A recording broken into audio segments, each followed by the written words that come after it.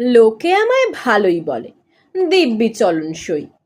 দোষের মধ্যে একটু নাকি মিথ্যে কথা কই।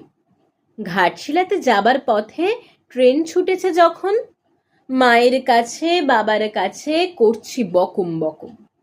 হঠাৎ দেখি মাঠের মধ্যে চলন্ত সব গাছে এক এক রকম ভঙ্গি ফোটে, এক এক রকম নাচে। ওমা, দেখো নৃত্যনাট্য! যেই বলেছি আমি, মা বকে দেয়, বড্ড তোমার বেড়েছে ফাজলামি। চিড়িয়াখানার নাম জানো তো? আমার সেজ মেশর। আদর করে দেখিয়েছিলেন পশুরাজের কেশর। কদিন পরে চুন খসানো দেয়ালে জুড়ে একই, ঠিক অবিকল সেই রকমই মূর্তি যেন দেখি।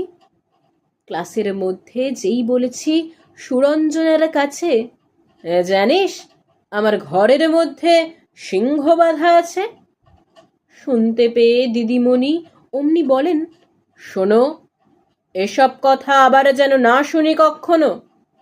বলি না তাই সেসব কথা, সামলে থাকি খুব।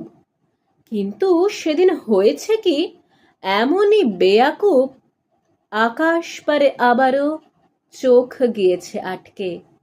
শরৎ মেঘে দেখতে পেলাম রবীন্দ্রনাথকে।